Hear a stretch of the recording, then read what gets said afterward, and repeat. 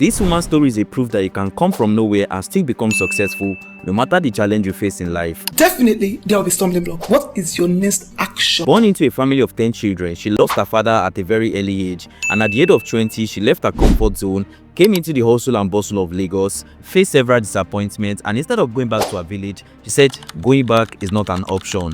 I have to succeed here. The reason why I felt that deep down in me, I just knew that there could be a better life. Even if I wasn't seeing it physically. I just had this inside of me that life could be more. There is more there. Even if I didn't know how the more was going to come. Today, I'm going to be sharing her story and her journey of how she was able to move from selling palm oil for her mother at the village to selling thrifted clothes, also known as Okika, and then to becoming a global real estate billionaire and one of the richest black women in Nigeria. This is definitely nothing short of black excellence, and I'm talking about no other person than Mrs Grace Ofure.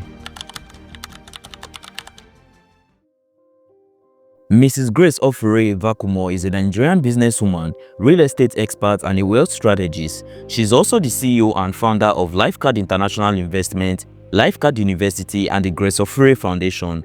She was born in Epoma, Edo State on the 28th of April 1978. She had her education at the University Primary and Secondary School and later received a degree from Edo State University. She lost her father at a very tender age, and her mother was left with the responsibility to take care of 10 children, as she was a trader who sells palm oil at the local market. And due to her drive for her children to get education, Mrs. Grace made a decision to help her mother out in trading palm oil every market day. So I came from a very lovely home, but very humble, and they did their very best. At least education was important. To give you my education. Mom. Yeah.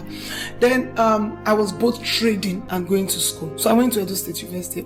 So when you say trading, what kind of trade? Like I was selling palm oil in the market as a student. So I helped to sell palm oil in the morning. Then I go to campus in the evening. So if I have lectures for money and it's market day, I'll have to dish those lectures and maybe get the notes, because we need the funding to do a lot of things. Did you have your mom and your dad? Yes, then my dad was dead, so it was just my mom. It was just your mom. And my mom had we were 10 children as a then, and so she was bent on educating all of us. At least I know my mom will always say, once you go to the university, you are one step ahead. And so I just made up my mind that in my time I was going to help her. So even when I was in school, I was trading her business with her. Helping her trade. Yes, so she was selling palm oil in the market. If lectures was in the morning, so you see the kind of place I'm coming from. Yes. I have to stay in the market. Yes. Finish selling the palm oil. Yes. I will come back and pick the monies from these women in the evening. So that time I rush back to campus and take the lectures that I meet, get the notes. Then I come back to the market and pick money. And then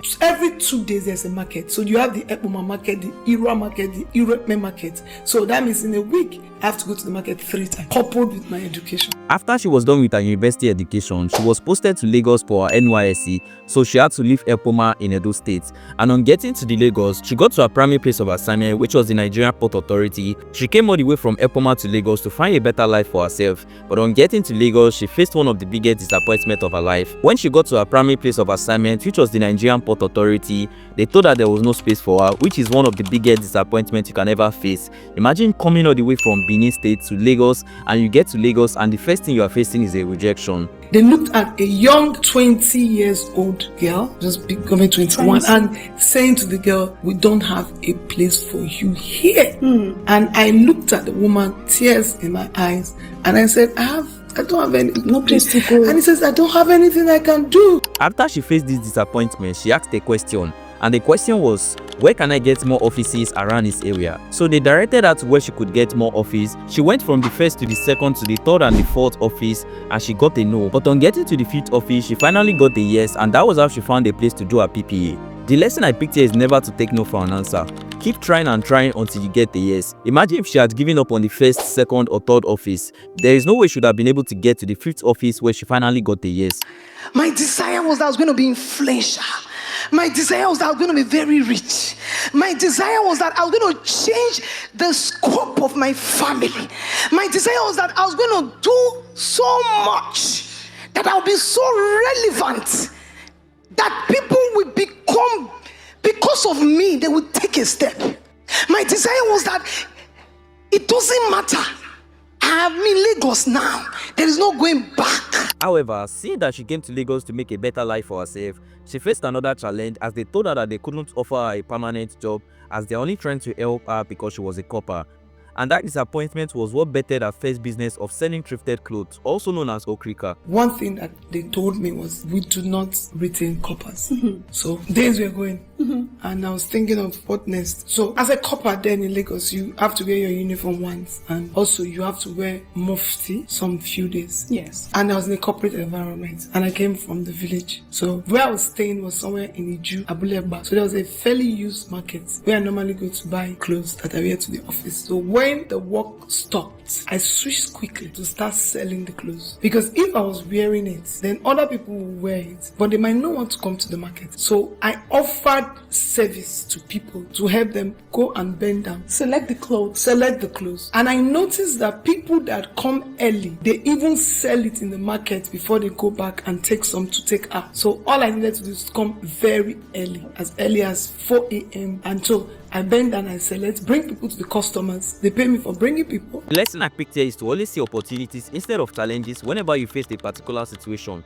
Just imagine she had given up, she has told herself, oh, this was a problem, I'm not going to make it to this Lagos, and then she went back to the village. There's no way on earth that should have become the person that she is today. From the okrika, I started with tops.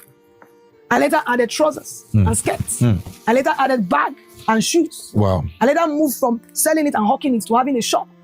There's growth in everything. While she was still in the business of selling her clothes, she came across a friend, and what attracted her to the person was the phone she was holding. And then she asked this person a simple question: what did you do to be able to afford this kind of phone? Then the person responded and said real estate, and that was where the journey began. I actually got into this opportunity just seeing a phone that I liked in a friend's hand that was my classmate doing exceptionally well, better than me. I didn't think that she stole the phone or she got the phone by any other way, but she told me she got the phone because she has gone into real estate and she was selling real estate, and that's why she made money. I didn't leave the okrika business, but I was interested in real estate. The lesson I picked from here is to always ask the right question and also be ready to seek knowledge and information, because what you know yesterday is not enough to sustain you for today. Knowledge is progressive and you must always update your knowledge. So now I'm sure you're wondering, how exactly did she create wealth with real estate? Once she got into real estate through her friend, she didn't just stop at selling 1 or 2 plots. She went all in, studied the business of real estate, built strong network, and with consistency, she moved from just an agent to owning properties, developing estates, and then teaching people the education of investment and wealth creation. So when I got into real estate and I saw the opportunities in real estate, and I saw the opportunity was lack of knowledge, I was looking for the problems. Because while in church, we have been taught that your wealth comes from solving problems. So now I've seen a very lucrative opportunity. Yes. What is the problem in this opportunity? Everyone investing in real estate lacked knowledge. They don't have information. They don't know why they are investing. They don't know what they are investing in. They don't understand. So they are always burnt. And because it's a business of volumes, so I said, okay, that's an opportunity. So I went into the education of investment. Today, she's not just a real estate billionaire, she's also a mentor to people, she's a finance coach, she's a philanthropist, she's a wealth creation strategist, and a living proof that you don't need to start big. You just need to start from where you are with what you have and give yourself time. You don't need any motivational speaker if you are passionate. You are passionate because there is a why. And what was my why? My why was because nobody gave to me, I must give to others. My why was because somebody has asked who is my father, and I didn't want anybody to ask my children who their father was. A story is a reminder that it doesn't matter where you are coming from, you can rise above the challenges of life and create the life and the future that you've always desired. I hope this video inspires you as much as it has inspired me, and if you learned a thing or two, let me know in the comment section and let's discuss about it. Also, if you have not subscribed to the channel, now will be the best time for you to do that to help us reach our goal of 1,000 subscribers. Thanks for watching this video, and I'll see you in the next one.